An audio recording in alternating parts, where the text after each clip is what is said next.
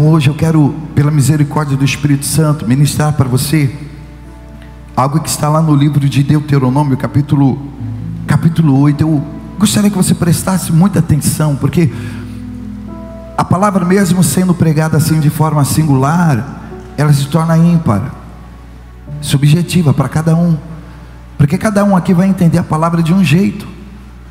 Esses dias eu estava até dizendo, né? Fulano tinha que estar aqui para ouvir essa mensagem. Bertano, não.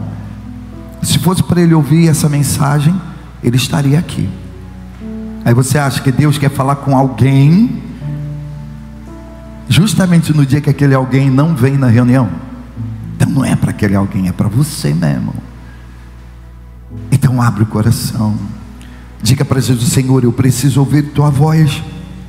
A tua voz vai me iluminar, vai liberar destinos para mim. A tua voz vai trazer entendimento, discernimento, sabedoria, para que eu possa enfrentar as lutas lá fora.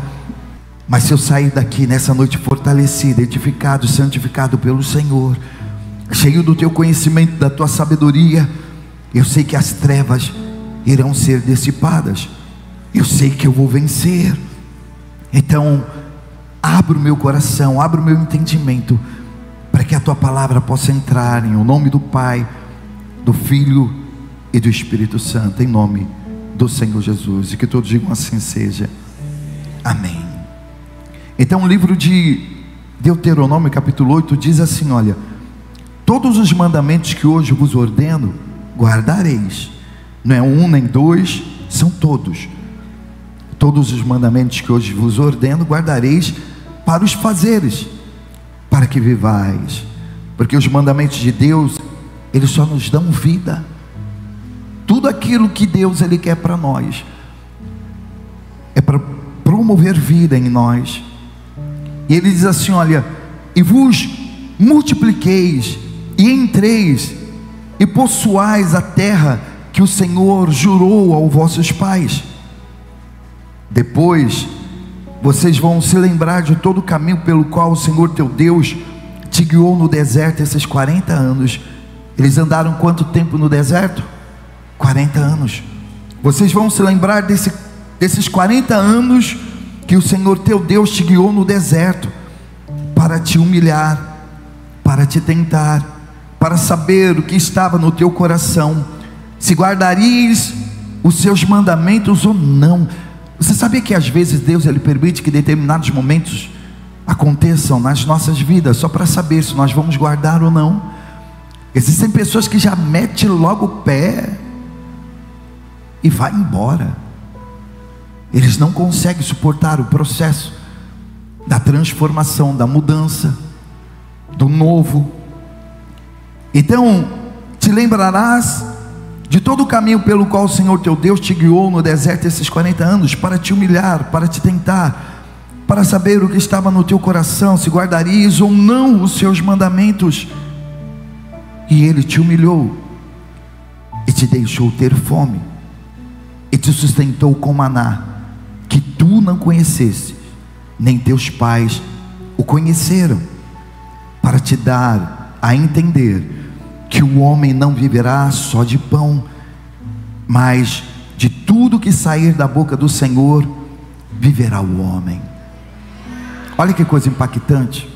Vamos entender um pouco então do que aconteceu com o povo de Israel. Vocês sabem que o povo de Israel viveu 430 anos escravos do Egito. Eram para eles estarem ali somente 400 anos, mas Jeová esqueceu eles. Eles ficaram mais 30 anos, 430 anos escravos. E eles tinham que trabalhar duro, fazendo tijolos, levantando construções, muros, pirâmides, para que eles pudessem receber uma porção, veja, uma porçãozinha de ração diária. E foram 430 anos escravizados, até que surgiu o libertador, conhecido como Moisés. Ele vê um dos seus compatriotas sendo humilhado, chicoteado, e ele vai e se interfere, E ele acaba matando o soldado que estava batendo em um judeu. Ele foge. Ele ficou praticamente 40 anos no deserto com seu sogro, aprendendo a arte de trabalhar no deserto, de caminhar no deserto, de sobreviver no deserto. Depois de 40 anos, então ele volta para resgatar o povo de Israel. Esse discurso você já conhece, que Jeová manda 10 pragas, até que Faraó liberta aquele povo. A última foi a matança dos primogênitos. Todos os primogênitos morreram. Algumas pessoas às vezes têm aquela impressão de que quem morreu foi só as crianças. Não, todos os primogênitos. O cara podia ter 100 anos, se ele era o primogênito, ele morria, e o primogênito dele morria também. Então foi uma carnificina.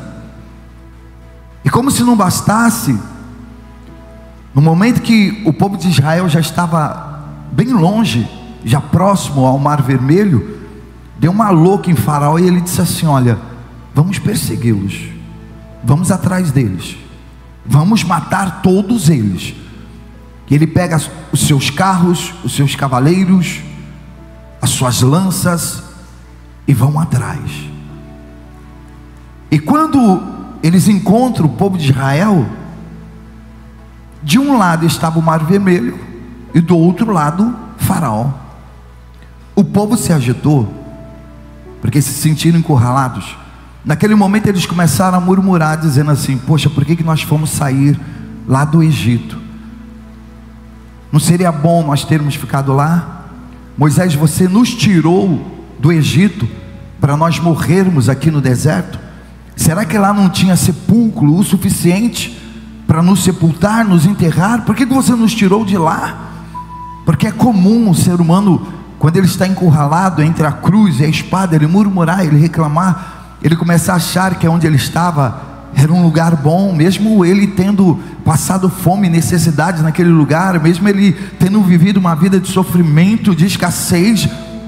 Às vezes ele lembra do passado, ele tem vontade de voltar para o passado. Mas veja, quando Deus, ele te toma pela tua mão, ele sempre vai querer te levar para um lugar melhor. Esquece o seu passado. Você nunca teve o melhor carro, você nunca teve a melhor casa, você nunca teve o melhor trabalho. Quando você está com Deus, o melhor sempre está por vir.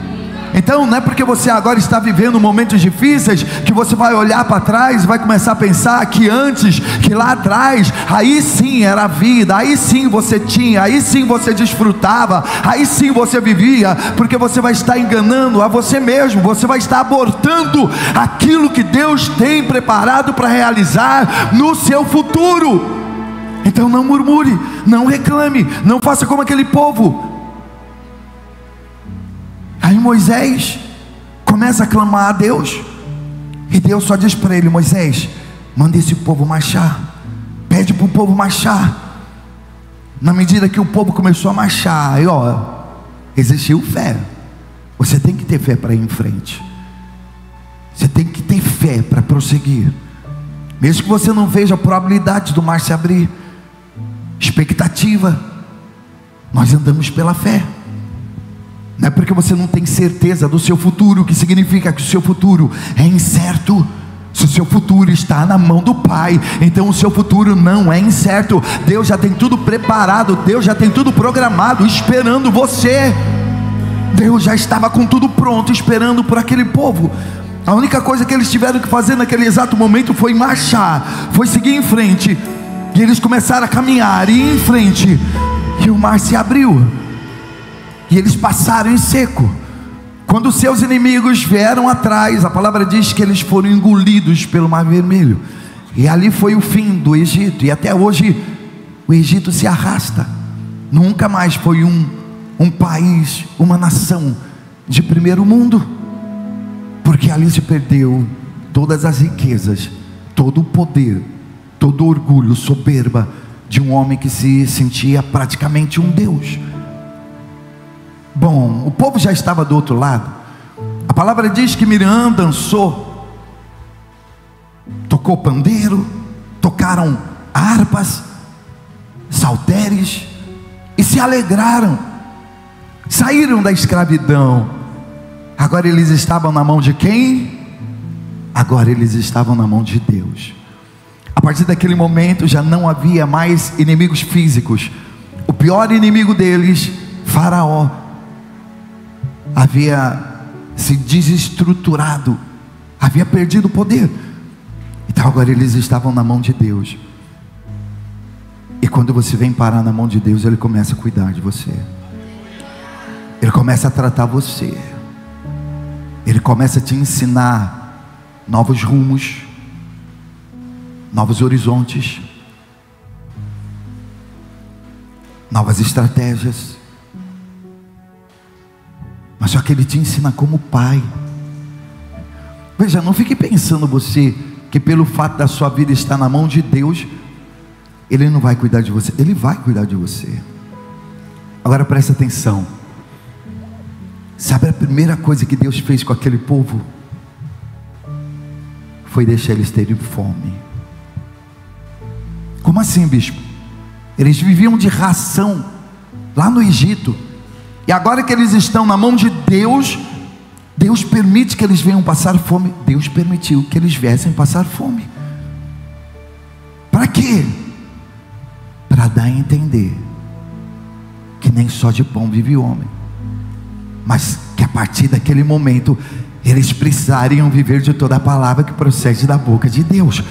Veja, não é porque você está hoje aqui na igreja que significa que você já vai ser abençoado, que você já vai romper, que você já vai viver um novo. Não, primeiro Deus Ele vai te ensinar. Primeiro Deus Ele vai te orientar, te corrigir, te redarguir. Primeiro Deus Ele vai mostrar para você que você precisa, antes de mais nada, viver da sua palavra, acreditar na sua promessa. E Deus joga aquele povo no estreito, e Deus deixa aquele povo passar fome.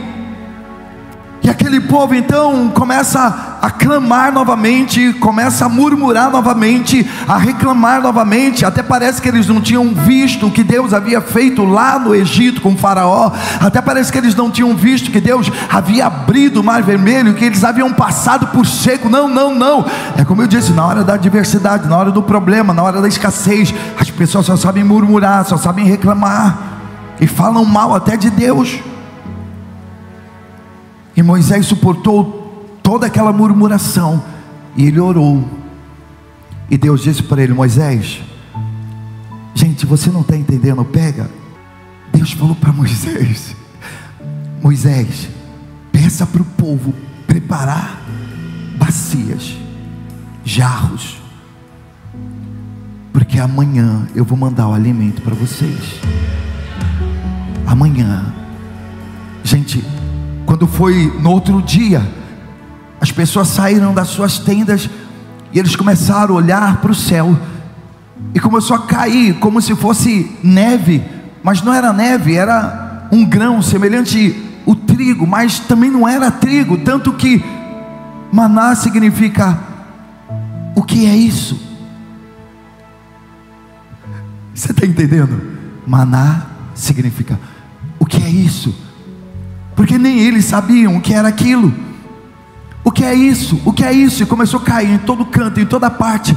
Aí Moisés disse para o povo: olha, recolham somente o suficiente, recolha somente aquilo que vai dar para vocês se alimentarem hoje, na hora do café, na hora do almoço, na hora do jantar. Não se preocupe com o amanhã, só colha o de hoje. E as pessoas começaram a colher, cada um pegou a porção necessária que seria para aquele dia, para ele e para a família, para a esposa e para os filhos. Mas você sabe que quando a pessoa, ela nasceu para ser escrava, o escravo não confia, o escravo não acredita, o escravo não tem confiança. Sempre há aquelas pessoas, e houve aquelas pessoas que não pegaram somente a porção diária. Não, eles quiseram pegar mais, eles quiseram pegar mais, e eles pegaram mais, e eles encheram vasos. A história de que os escravos do passado, quando eles ficavam com medo dos seus senhores, eles escondiam comida em buraco no chão, no meio do mato, com medo de não serem alimentados. Escravo não acredita na promessa. O escravo não acredita naquilo que o seu senhor está dizendo que vai fazer. Então Eles guardaram. Mas no outro dia, quando eles amanheceram, foram olhar, aquele maná estava apodrecido, cheirando mal, cheio de bicho. Porque o que Deus queria ensinar para aquele povo: olha, vocês ficaram escravos durante 430 anos, vocês estão livres agora. Mas existem pessoas que, mesmo livres, elas não sabem aproveitar a liberdade. Existem pessoas que, quando você dá a liberdade, elas se perdem. Existem filhos, se você dá o seu cartão de crédito na mão deles, eles vão e estouram tudo. Eles não sabem. Muito tempo escravo. De repente você também, muito tempo escravo das drogas, do tóxico. Muito tempo escravo do mundo lá fora, das suas paixões, dos seus prazeres, dos seus divaneios. Então, quando você chega na igreja, Deus, Ele primeiro quer te tratar. E às vezes Ele nos trata somente com uma porção diária, com conta-gotas, doses homeopáticas. Sabe por quê? Porque Ele sabe que enquanto Ele estiver dando só um pouquinho para você, você vai estar ali com Ele. Isso é o que mais Deus quer, que você esteja com Ele. Mas é como Ele diz, Ele vai cuidar de você. Ele só queria que aquele povo entendesse: olha, eu vou cuidar de vocês, e eu vou cuidar de vocês de uma forma especial, de uma maneira especial. E Ele cuida de nós, sim, de uma maneira especial. Porque é como eu acabei de dizer para você, o maná, quando começou a cair do céu, começou a regar a terra, eles começaram a pegar. Eles não sabiam o que era aquilo, o maná, o que é isso? Eles estavam recebendo algo ali que não havia sido produzido por nenhum agricultor. Eles estavam sendo abençoados com algo que nenhuma semente produziu, nenhuma terra conseguiu produzir. Você consegue entender? Nos momentos difíceis da nossa vida, não vai ter terra, não vai ter solo, não vai ter agricultor, não vai ter político, não vai ter governador que vai te sustentar. Ali naquele momento, eles estavam sendo sustentados pela mão do próprio Deus. Era o próprio Deus que estava sustentando aquele povo. E pode ter certeza que nos momentos difíceis da sua vida, é o próprio Deus que vai estar te sustentando. As pessoas vão ficar proparoxítonas, sem entender nada daquilo que está acontecendo na sua vida. E elas podem até dizer: o que é isso? O que é isso que está acontecendo na sua vida? O que é que está fazendo você romper? O que está acontecendo para você vender, para você negociar? Eles podem não saber. Para as pessoas lá de fora, isso pode continuar sendo: o que é isso?